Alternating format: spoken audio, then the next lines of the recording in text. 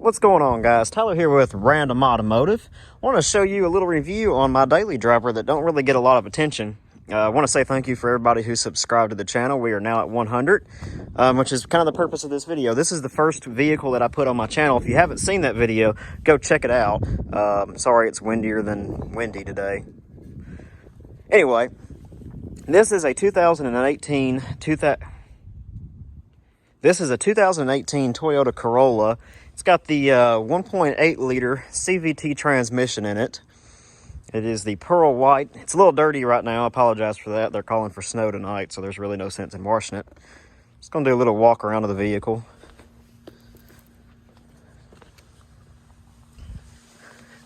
P215/45 R17 tires. I've put about 1,500 tires on this thing already because I like to hit nails, apparently. It's got the LED headlamps. A big black front grille. I think this was the first year of, well, I think either this or 17 was the first year of this design, which has already been replaced.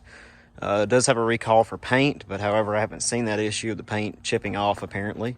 It's got the leather interior. Let's take a look on the inside. It's got the smart key access system, so you just grab the handle to unlock. To lock the door, just press the two little indentions. And then after a minute, you can grab it again and unlock. Here's the interior. It's a leather interior. Pretty well-built vehicle. We're going to take it on a test drive here in a minute. Like I said, I've actually wrecked one of these before. If you see my previous video, you can see about that too. There's the back. This is my daily, so I do have some stuff in here. Let's take a look at the engine really quick.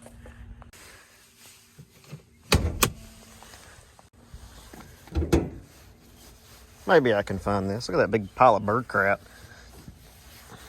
Well, where is it? Here is the 2ZR-FE engine. It's the 1.8 liter introduced by Toyota in 2007. So this engine's been around a while. This is a newer version of it, but I mean, ultimately the same thing that'd be in a 2008 Corolla. Everything down there is still pretty clean. No mechanical issues with this car that I've had in 2.5 years. Let's hop on the inside and we'll take it for a little test drive and look at some of the amenities.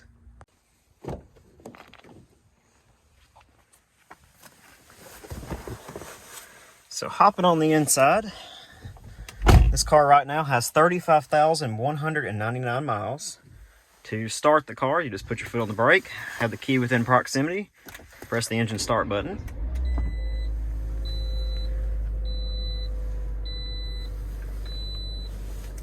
So just talking about this car for just a minute, like I said, I've had it all 35,199 miles, 2.5 years or so. I've put a lot of tires on this because, like I said, I like to hit nails. Couple of things that I've had with the car, I've never had to have it actually serviced on. It's done pretty well.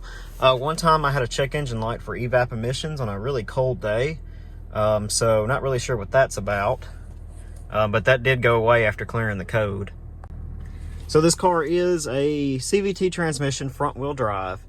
And I have to say, from experience with the low profile tires that this thing has, this car is terrible on ice. I mean, you come down a hill at any speed, you just lose your back end. So that's something to be conscious of, if that's a word, if I said that right. But anyway, you definitely want to be careful when you're driving this in ice and snow, because especially like in the South, where when we get it, we're not always prepared for it. We don't have the resources like other places do, so the roads are slick. So definitely want to be cautious of that when driving it. Your mirror controls are down here. Like I said, other than that, this vehicle's been extremely reliable with no issues in the last 2.5 years. There's your entertainment system, or aka radio. You got your climate controls below that, a bunch of dirt down there, and 2-stage heated seats with a power outlet. I have popped a fuse for that before, don't ask questions. I've had to put some new wipers on it just recently. The ones that were on it were starting to go bad. You do have your gear shift down here. Doors lock when you put it in gear. Sport mode and traction control off. Never really even used those. Let's go for a little spin really quick. And this thing drives really well. One complaint I do have, this car is a 2018. And you'll see in a minute, but the wind noise in this car and the road noise is actually not great. I've had older vehicles with better noises than this. I hear a lot of whistling come from this window, which is interesting because, like I said, this car is not that old. You shouldn't have that much noise with it. At the gas pumps, this car does really well. I can average up to 40 miles to gallon, close to it, on pretty much flat roads. It does drive really well. The steering feels good. I mean, it's numb like every other car these days that were built. I haven't driven one of the newer Corollas, but it's pretty decent for what it is, though. I mean, I think the price point of this vehicle when it was new, of course it's depreciated a lot now, was somewhere around 25, 26K. This is the XSE model, so it's the most loaded version. You do have the upgraded stereo system, leather seats, heated seats, the smart key access system. Something that this car does not have, even though it is fully loaded, is remote start, which really sucks in the summer and in the winter because you have to actually go out and start the vehicle. It will beep at you when the key's out of proximity. But you know, that's probably a good thing so you don't accidentally leave your keys in it. Up here you've got a sunroof controls with the label still on there. So yeah. So like I said, good driving vehicle, just not in the snow and ice.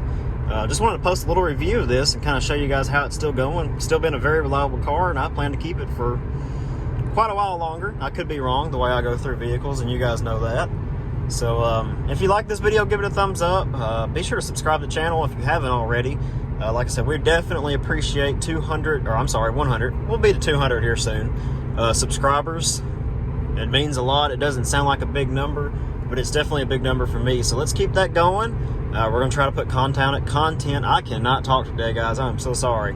Content out every weekend if we can. If we can't, you know, weekends are pretty much the prime day, but we might have something. Ooh, there's an old Ford. We may have something. That's the lane departure warning. When this idiot here can't drive, it lets you know, hey, you need to get back in your lane of traffic. But we'll try to have content up every weekend, guys. So thank you for watching. If there's something specific that you guys want to see, be sure and let us know, and we'll try to accommodate that. Otherwise, we're just going to film stuff that's broken, which on all three of my vehicles, there's always something broken. So until next time, guys, thank you for watching, and we'll see you in the next one.